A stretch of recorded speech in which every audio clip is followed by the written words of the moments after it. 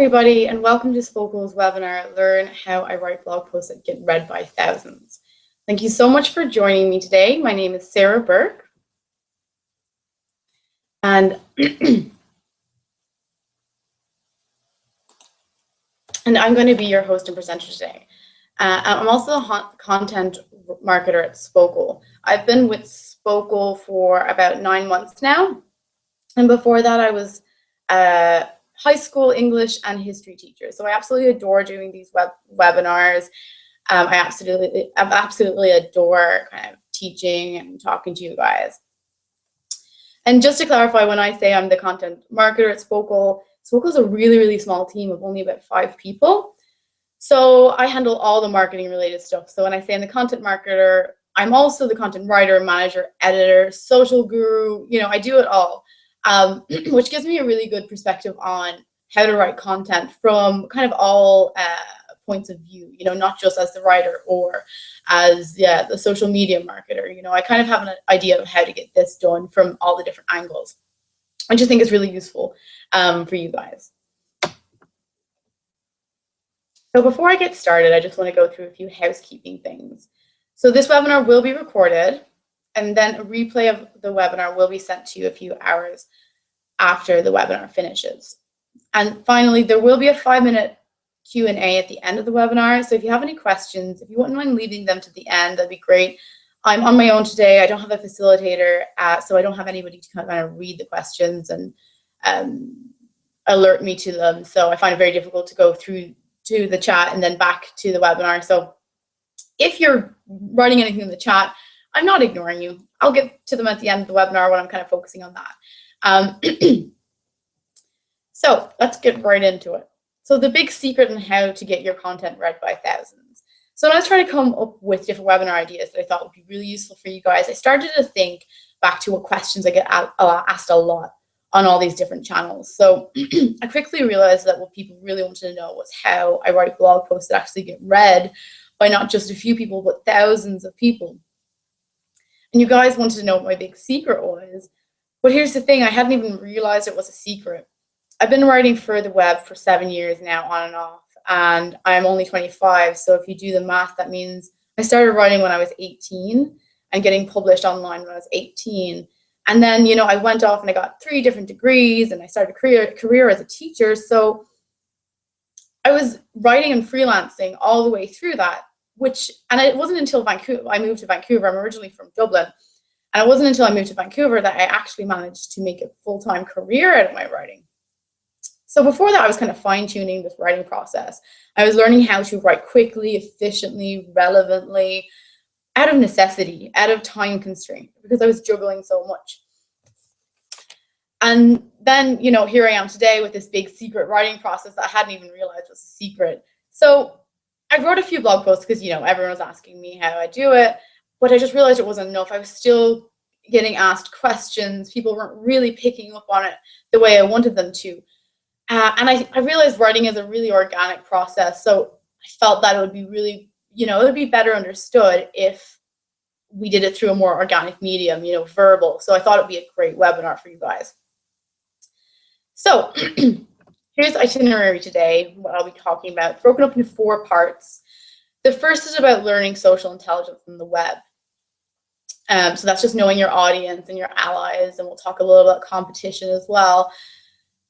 The second is where we'll be spending most of our time, because it's the actual nitty-gritty. It's the writing process itself. And, you guys are here to learn about that writing process. So I'll be spending most of my time on the writing process. And that's, again, broken up into 4 different stages: pre-writing, writing, reviewing, and publication. The third part is about social media and being seen and heard.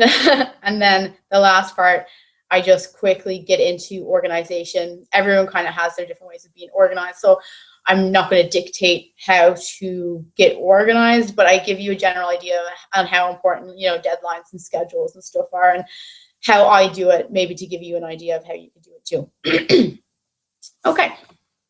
So social intelligence on the web.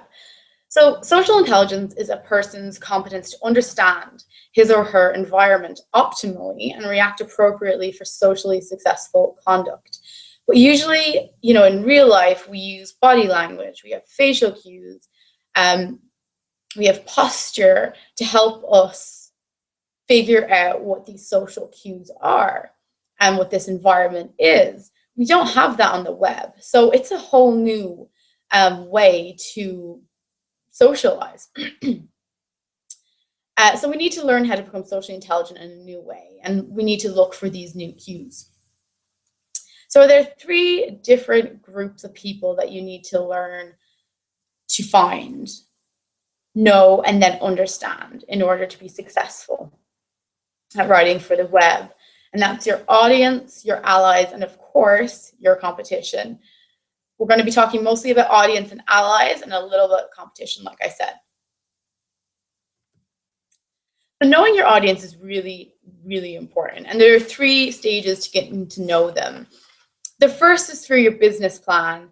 And you'll more than likely have this as you're kind of coming up with your product or your service idea already. This is very general knowledge. Who your product is for, why they will need the product or service, what niche does your product or service fit in, et cetera, et cetera. And then you kind of get more detailed in the second stage through your research. So you scope out forums, you look at other blogs in your industry, you look at social media platforms, blog comments, reviews, forums. You really go through it with a fishing net, and you figure out who your audience is and what kind of style of writing they like. And in the end, you're going to be able to come up with a customer profile. And this isn't just demographic information. I'm not just talking about age, gender, location. Of course, you need that. That's kind of the basic at this point. But it's the psychographic information that makes content really shine. It's the customer psychology. It's their interests. I've seen people, like businesses, align themselves with a specific political party, with specific political views. And that resonates amazingly with their customers because they know them so well. They know that their customers are conservative or liberal or what have you, and they align themselves really well with that. And they say, yeah, we're one of you. This is what we think. This is what we feel. And it's interesting because there is research on how well people react to that. So if you align yourself with a specific cause, people tend to trust that business more. And again, we're always trying to build trust. The second group of people you want to get to know really, really well is your ally. So the definition of an ally that I like is it's a person or an organization that cooperates or helps with another in a particular activity. Now, I've been asked before, is this not, an influencer or a supporter? But that's why I really like the word ally. I like the idea of the 2 groups coming together and just being an ally. So obviously, an influencer is someone who has the capacity to influence. They have that power to produce effects and actions and behaviors over others. And we all know people who have these influencer personality types, whether it's an older sibling, younger sibling, parent, teacher. They can make things happen just with an opinion. They're amazingly big personalities usually. But then you have the supporters who aren't necessarily always super influential. And I don't want to discredit them because they actually have a lot to say and they can be quite influential in more subtle ways. So this is just a person who improves and encourages someone or something.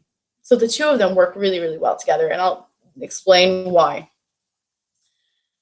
So when you get to know your allies, these are people who are supporting you, and you're building relationships.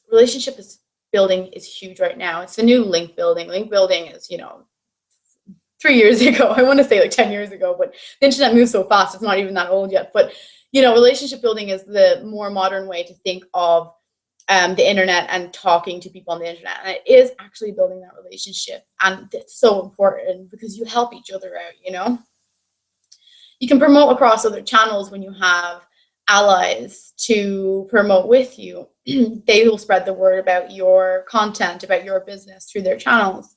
And they might even promote your content through channels that you're not on.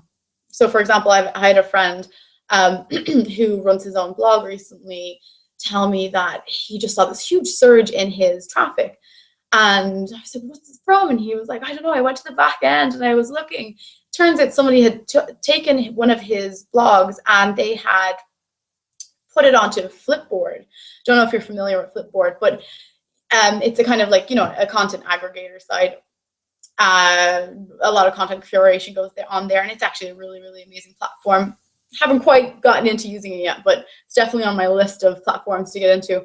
And that was just an ally. That whether it was an influencer or just a supporter, whatever they did, wow, like he got this huge spike. So, and he's a very, very friendly, lovely person, and that he was definitely nurturing those relationships. Word of mouth advertising. We think that just because we're on the internet and we're not hearing the conversations happening over the backyard fence anymore, that word of mouth advertising doesn't exist. It does. And if people love you and if you give them that a wow experience, they're going to talk about you, and you want people to do that. You definitely want people to do that. Your allies are also very vocal and they speak for a larger audience. So sometimes, especially if you nurture these relationships, you kind of get a bit of information that you might not necessarily have otherwise. So that's great. And you can ask them for favors, so that they're the people who are most likely to say yes and kind of get a project off on the right foot. And they're always kind of commenting on your blogs, and that is kind of a signal to Google and search engines and the bots to tell them that it's a popular blog as well. So how to spot your allies, which is quite difficult because they can just blend easily into your audience. But one of the very obvious ways is that they might keep coming back to your posts and commenting regularly. So they really, really like your content. That's probably the most obvious way, I would say. Then the next way would be that they try to connect with you in a really unconventional way. So they might direct message you. They might connect with you on a platform that you don't necessarily use for your business. They're literally trying to connect with you as a person rather than your relationship to the business. They will take your advice on board and come back to you with results, which is amazing, by the way. If you ever have an ally do that, you can update that blog post with actual results from actual people who have actually tried it. So that is absolutely great when they do that. Again, you're just working on this relationship building and really getting to know people and getting results from those people. And they'll reach out and they'll try to collaborate with you. So, if you know how to influence or market, that this is a big way for influencers to build relationships, is to kind of reach out and say, hi, I'm blah, blah, blah. We're doing this project. Could I get a quote from you? Could I get some ideas from you, et cetera, et cetera. And, when you reach out, they're really happy to work with you. So that's a great way to know that they're an ally. They're not somebody who's, competing with you. Speaking of competition, I don't want to get into too much because I feel like we're always talking about competition, and it's very, very simple. What your competition is doing wrong, so you can do it right. What your competition is doing right, so you can do it better. That's all I have to say about that. You just need to know what they're doing so that you can always one-up them. That sounds super competitive, but that's how it is. So the writing process itself. So we're going to talk about research, fearless brainstorming, finding your writing style, and acting as your own editor. So the writing process always comes into these 4 stages. So I have in my headline there, the simplified but consistent writing process. This is very, very simple, but it always stays the same. So that's why I think it's really useful to look at it this way, so that you know that you're always working through these stages. So there's pre-writing, writing, revision, and publication. And that's how I've broken the webinar down today, in this section of the webinar down today, to make that more clear for you guys. So the pre-writing is your researching and your brainstorming. So keywords, the very, very basics of keywords. I don't want to get too into this, but generally when you're looking for keywords, you're looking for words that a lot of people are searching, so that there's high search rates, but there's not a lot of really good content out there for that search result. So you can do keyword research right inside of Spokel if you're on Spokel. And again, I just wanted to show you this so you can see that there's the traffic there. See, everything that's green means that there is a lot of traffic and there's low competition, which means they're great content. They're great keywords. And again, if you're not on Focal, that's fine. There is the Google AdWords, and you can do research there. Again, it's low competition, and a lot of searches is what you're looking for. They are your ideal. As well as that, you kind of want to stick with long tail keywords. So that's, as you can see here, these all have 3 words. If you just use 1 word, you know, there's so much content out there now. What is it? And since 2003, we've created more content than we have since the dawn of time. You know what I mean? Like, the internet is full of information. So if you're just going to look up marketing, I mean, there's people have been writing content about that for like 20 years now. You know, you're not going to rank super high for that. But if you get more specific, the chances are that you'll rank quite highly for it. And not only that, but people searching for more specific terms tend to be more ready to buy. So that's just a quick tip, is to two keywords or more, like a key phrase is kind of what you're looking for. And then when you have your keyword and your key phrase, your long tail key phrase chosen, you obviously go straight to Google and you do some online research. And what I do is I tend to look up my key phrase, and I take the first 10 results and I, right click it and open them in separate tabs. And I go through each of the 10. And, as most people do, we skim them. So I skim them and I see whether it's worth my while. If it is, I keep it open. If it isn't, I close it, and I do this with all of them. And I kind of take note as I'm going of what's really good, and I go through them again, and I'll copy and paste any information that I think is really, really useful. And then I'll do it again the second page of the Google search results. And the idea is that you're getting all the content that's already ranking for that keyword and that long tail key phrase that you have, and you're almost putting all that information together in one blog post. And you're obviously going to add your own flair to it as well, and your own data and your own information to make it even better. But the idea is that in the top 10 search results, you have that covered. You've definitely beaten them out. So fearlessly brainstorming. There's 3 steps to brainstorming like a pro. And by pro, I do mean I've been doing this. I've been writing for the web for 7 years, like I said, but I've been brainstorming for about 10. And my dad's a creative writer, and he taught me how to brainstorm really, really effectively. And I've always used this method, and it's never steered me wrong.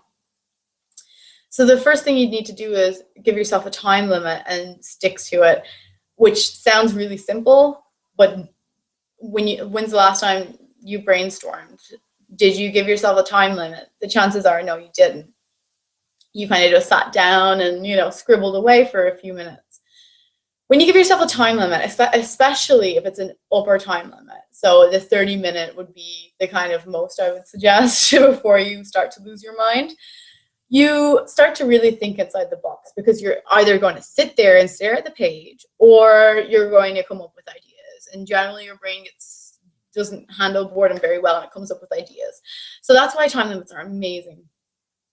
On the other end, if you have so many ideas for one post and you set yourself a shorter time limit, you kind of learn how to get everything down there really, really quickly and figure out where your priorities lie. The second thing I would suggest is no distractions. So I do this old-fashioned. I paper and pen it, and I close the curtains, and I don't need my laptop, and I don't do mind maps on the laptop, and I don't use them. I know there are some amazing software out there for like mind mapping. I don't use any of that. I do paper and pen, no distractions, closed curtains. I usually have my phone because my timer is on it, but like pets, people, no, next 15, 20, 30 minutes, leave me alone. And then the final thing, and actually the most important thing, and probably the hardest thing, is just writing, just word vomit. There's no better way to say that except for word vomit. Write whatever comes to your mind and just keep writing. So here's an example of what that might look like. So, I'm firing ideas really quickly and messily. This isn't well organized. This isn't something that I expect people to see.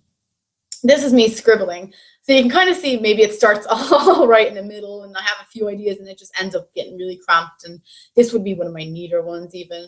Usually it's a mess. And as you can see, I actually while you're doing this brainstorm, you're firing off ideas. You're getting very, very creative. You're getting very energetic. And you start marking ideas that you really, really like. You'll do a circle or a star beside it, and you're like, yeah, like that. And you start making connections. So arrows come from other arrows, and all this happens within a space of a few minutes. And it's just a very, very productive and effective way to get your content ideas rolling. So once you've done that, we get into actual writing. Now, write your headline first. This is a new idea. Like, I've started doing this in the past 3 months, if even. And it's really, really effective. Every so often I forget to do it, which I know is horrible, just because I'm not in the habit of it. But writing your headline first is just amazing. You really start to get into exactly where you want to go, So it informs the rest of your content as you're writing. It solidifies exactly what you want to say. It also gets you to think about what makes your blog post special, what makes what you're about to write special, because you're thinking about what's going to catch people's attention, And then it also ensures that you stay on topic and that you answer the questions that you set out to. So writing your headline first, I found for the past 3 months has been super, super, super effective for me. And not only that, I've also started writing my headline 25 times, and I've done that for about 6 months now. I've been doing that for a while. And I'm down to about 20 now, honestly. I'm not doing 25 anymore because the last 5 were never giving me any good results. So I'm doing 20 because that's kind of within the range of finding really, really amazing headlines. And this is an idea from Upworthy. And, Upworthy have made a crazy successful business out of creating headlines that people just want to click and people want to read about. And just writing headlines a lot and just pushing the boundaries again really makes you think outside the box. And it's really important because headlines are really important, because if you don't write an amazing headline, it doesn't matter how amazing your content is. And that's just the facts. Only 2 out of 10 people will read past your headline. So that means 10 people are passing your headline, and only 2 out of them are actually going to keep reading. If you want your readership to improve, you need to get more than 2 people to read your headline. This is on average. This statistic is on average. You don't want to be on average. You want to be above average. So that's why you need to really spend a lot of time in your headlines. So after you come up with your headline, it's obviously straight into your post. I like to do an introduction and conclusion. I see a lot of blog posts that don't do conclusions. And I started not doing conclusions because I thought it was a little bit too formal. But it actually really frames the post. And especially if I'm really busy, I found myself kind of scrolling down to the bottom of the blog post and looking for the conclusion, because sometimes I don't have all the time to read, even like skim through the blog post. And when I see a conclusion there, I'm like, okay, what do they have to say? Oh, interesting. And I'll go back and I'll read the rest. So I really, really enjoy conclusions. So that's why I write them. I really think they frame the whole thing and give a sense of a start and a finish. And obviously your middle is the body, it's the meat. I like to use this burger. I used it while I was teaching English because it's like a creative writing thing. And, the buns, the start and finish, what holds it all together is the introduction and conclusion. And then the body is the meat and the veg. So 3 subheadings inside your body of your content. And what I do is I draft all the way through. So I'll, have my introduction, which I usually scribble out quite quickly. And then I'll usually have my 3 subheadings, which I get from my brainstorming. I'll have an idea of how I want to phrase things. And by 3 subheadings, I do mean that you can have way more than that. I've had like 8 subheadings in certain posts, depending on how long form it is, obviously. And you can even have 2 or 1, but do break it up. These are people who are kind of going to skim your content, and the easier it is for them to read, and the more you break it up, the better. So step 3 is writing your first draft all the way through. And this usually takes 3 to 4 hours when you're just getting started. And then you put it down to 2 hours with some practice and you start to not care as much. You start to realize how much you're going to have to edit regardless of how long you take to write your first draft. So with some practice, you kind of end up learning that word vomit is okay, and you just, you let it all out. But the point of this is that you're doing it all the way through. So that means no breaks and no phone calls. Really, really get into the zone. No breathing. You can breathe. I'll let you breathe. But in general, get into the zone and really work all the way through it. And it gets hard. I think at the 45-minute mark, it gets really, really hard. And if you're feeling that, just go and get a cup of coffee, go and get a cup of tea, and push through it. You will get practice in pushing through that 45-minute mark and getting yourself into the zone on a consistent basis, which is amazing. Once you're in that zone, you will get a lot done. But it is kind of pushing through, knowing what tea to get or coffee or whatever works for you, knowing when to get it, knowing when to just stand up for a second and stretch out your arms and crack your back or whatever you need to do, and sitting back down and getting straight into it again. So when I say no breaks, I mean no 15-minute breaks. I literally mean just 2-3 minutes, walk up and down, go to the toilet, whatever you need. I'm not that strict about it. You can't breathe, I promise. And a quick note on writing style, just before I finish with this section of the writing process, because I get asked a lot of questions on, should I be casual? Should I be formal? Should I be rude? Or, can I use curse words? And it's just like, I've written for a variety of different publications, and my answer is this kind of, you'll get an idea from your audience, knowing your audience, whether you can use curse words, whether you can use misspellings, whether you can be funny, whether you can be formal, whether you can be very academic. Very, very different writing styles for every single publication that I've written for. And, I write for different ones now, and what I write for Spokal would have a complete different tone than what I write for somewhere else. And and that just comes with knowing your audience and kind of getting into that frame of mind. And the second thing is that it comes with practice. Style really does come with practice. It comes with writing, seeing what works, seeing what people like, seeing what flows really nicely when you read it, reading your favorite blogs, seeing what works for you and what you enjoy reading. I would note that although I have seen some people who are super academic or super formal and it works amazingly for them, don't be afraid to be funny. Don't be afraid to crack a joke. Don't be afraid to make connections with people. That's fine. Funny makes connections. So don't be afraid to do it if it does come naturally to you and it's not something that you have to force. I'd also suggest being colloquial, which is just, being conversational. So write as if you're talking to an old friend. Don't make it less about like almost a teacher-student relationship. Make it more just a person talking to another person. I had this experience. Here it is. What's your experience? And then finally, never sacrifice style for good spelling and grammar and syntax. Yes, you can do it on purpose. And I've seen people, very, very funnily, like just do it on purpose, or they use lowercase instead of caps in their subject lines because it's less formal, etc. And that's fine. You're doing it on purpose. There's an intention behind it. But don't be lazy about it as well. Like intentional is fine, but do your spell checks, etc., etc. We all make mistakes and we all let a few things slip through, but generally just do your best not to sacrifice good spelling for content.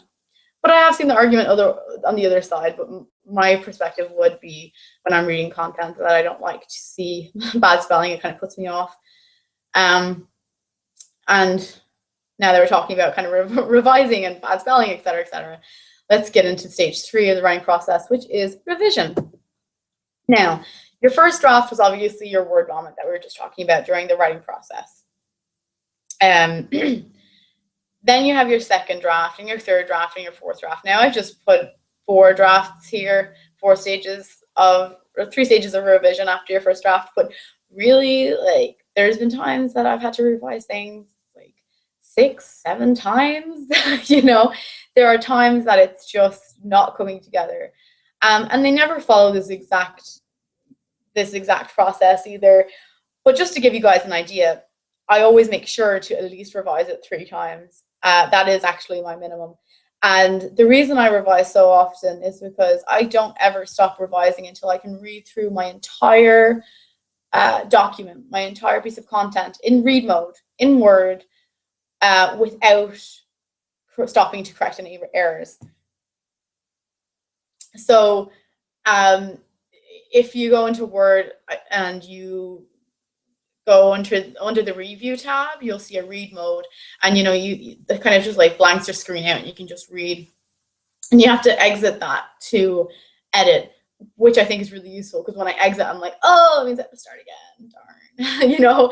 So if I have to exit, it means I have to go and start all over again and read through, and then if I exit again, I have to do it again. So very, very important to just read through your entire content without stopping, and that's a really good signal that your content is working well.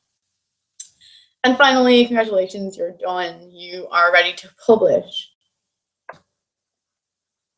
I don't need to go too much into this because it's just copy and paste your work into your preferred blogging platform. Now, I didn't mention this, but I do all my writing in a Word document, and then I publish it onto my preferred publishing platform, which is, in this case, is Spogle. And I copy and paste it from there. And then I kind of add photos to my blog, or I create them. So I'm really into doing DIY images right now. DIY images are huge. Like, people are so sick of looking at stock images. So if you can create something DIY just to catch people's attention, we're very, very visual learners. So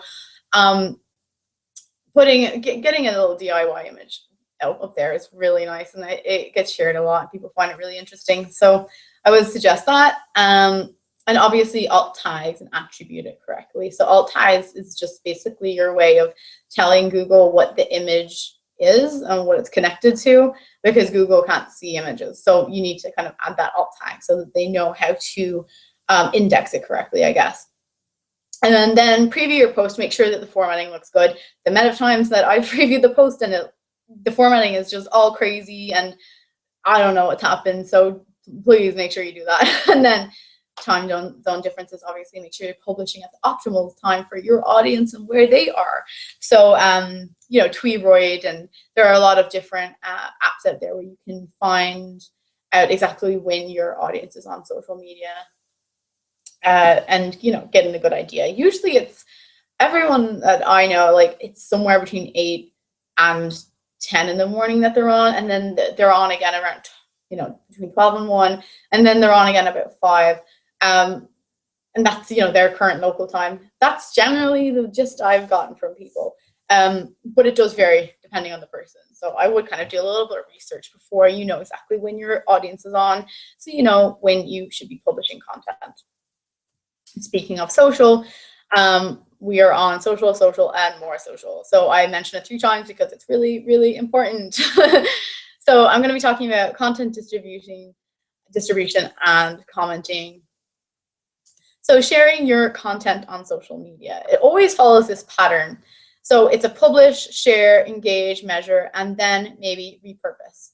So obviously you publish your content like we had just mentioned, and then you share it. And if you're wanting to automate this process, it's amazing. It saves time. You don't have to kind of be up at 9 a.m. ready to publish or and share it on your different social media websites at the right time. You can automate this. If you're on Spogle, you already know that we have a editorial calendar. You can drag and drop, and it will automatically share to your Twitter and Facebook anyways. And if you're not on Spogle, there's loads of apps. Hootsuite, Buffer do all of this as well. So you have plenty of choice, and Buffer and Hootsuite have like free smaller packages as well, so you don't even have to pay for it if you're a small business. And then engage, which is the really important part. So when people are sharing or people are commenting on it, connect with them, make those conversations happen. If they're commenting on your blog post, answer the comments. And then measure, see how it actually is performing. And then if it's performing really, really well, I would suggest repurposing it as well. So make it into a SlideShare, make it into an ebook, extend it further and make it into a PDF, make a template for it, whatever it is, that can be really, really effective for people too. So 2 questions I get about content distribution a lot. Should I keep publishing the same content over and over? Yes. Yes, you should. Simple answer there. You don't be afraid to be plugging yourself or whatever. As long as you're curating content and you're sharing other content, not just the same thing again and again, as long as you're changing and personalizing the kind of status or the post or the tweet, and you're not just putting the headline on all the time. These are what we call broadcasters. They're literally just like shouting out to the world. As long as you're personalizing and engaging with it, yeah, you can publish the same content over and over. And how can I publish over and over without being on the internet all day? Again, like I said before, that is just social media management tools like Buffer and Hootsuite. And if you're on Spokal, that will handle it for you too. So making a social sharing schedule, a whole bunch of options for you there. Spokal is obviously all around, like just a marketing automation software, but I just wanted to include it there because we do have social sharing schedule. And that's the calendar that you get with Spokal, which I just think is amazing. I haven't seen something similar to it yet. And I really want it for my own personal blog, to be honest. I just want this to be an app, so I just think it's amazing.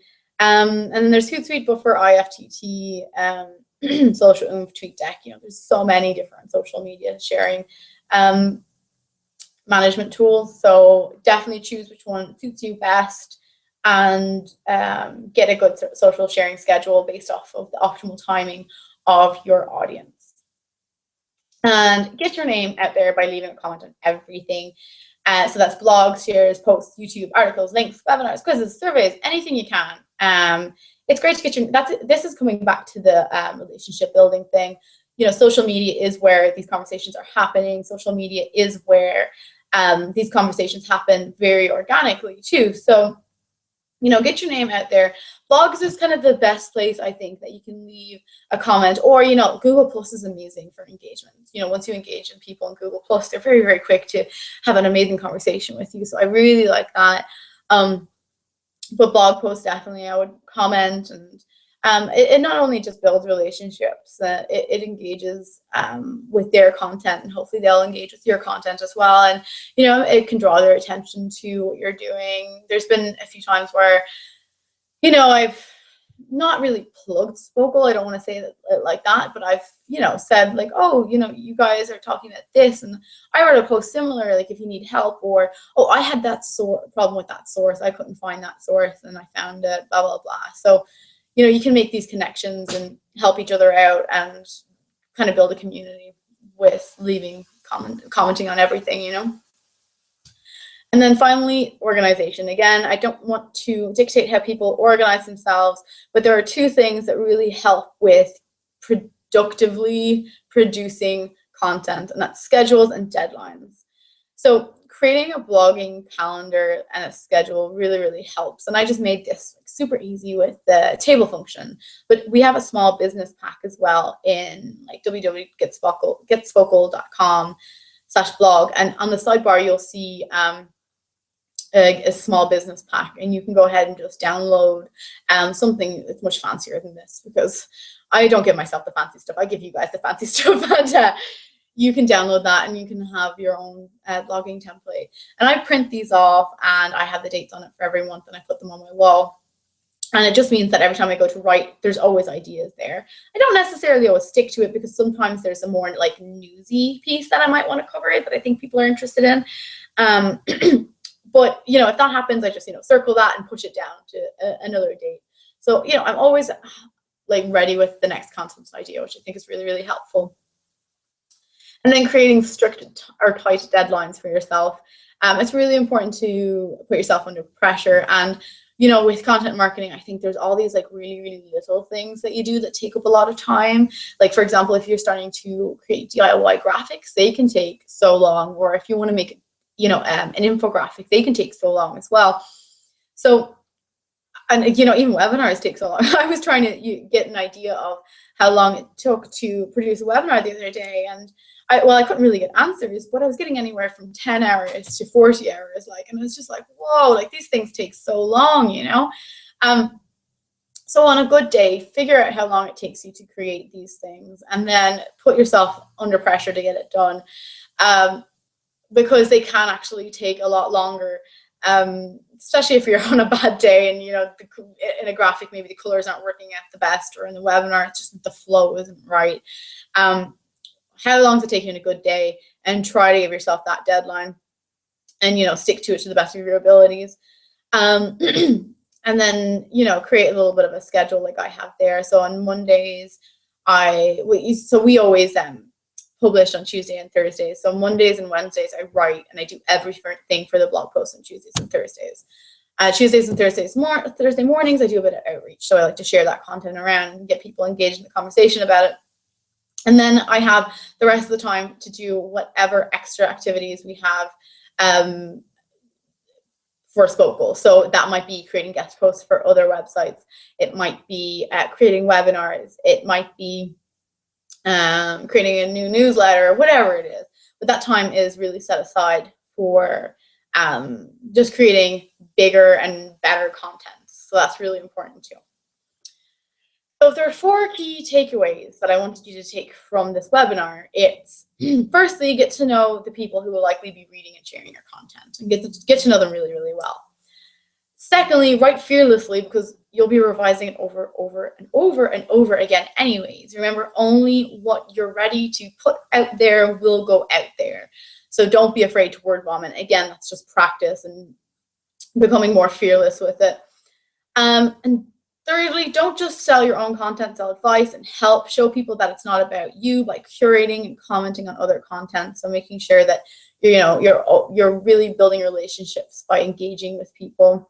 And finally, get organized. You'll be a lot more productive and a lot less stressed if you have deadlines and schedules and planners and everything looks good. So I'm going to open the floor to a Q&A now.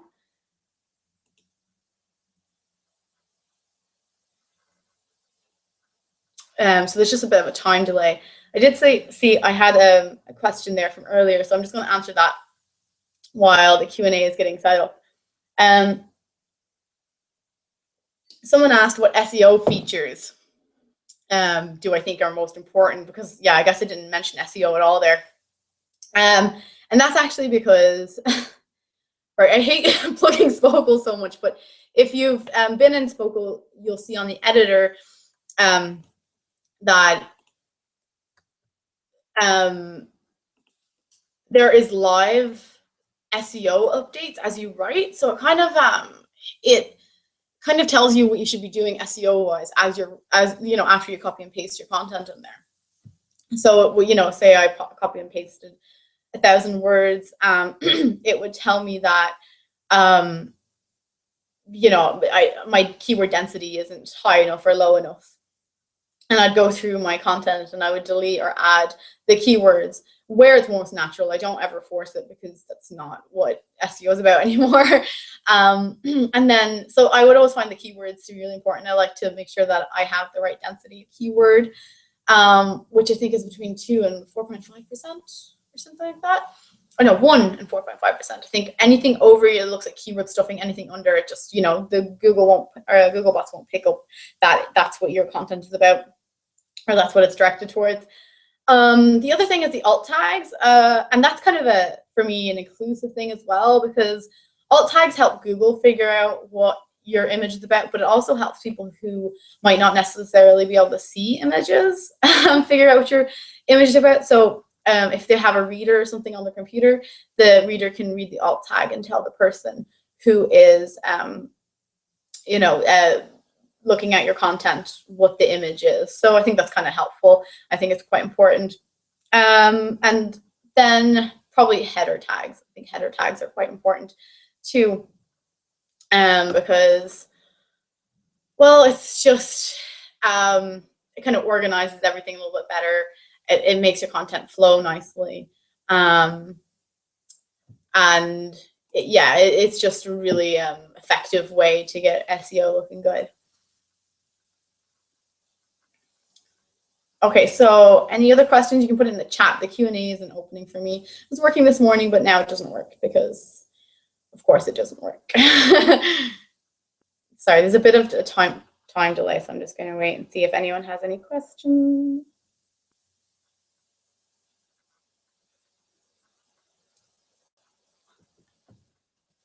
Okay, no more questions except for the SEO one. And like I said, I wouldn't focus too much on SEO either. I mentioned keywords a little bit in the research section. I think keywords would probably be the most important thing, as long as you kind of tell the bots and tell your audience what your content is about so that people can find you. I think that's probably the most important SEO detail.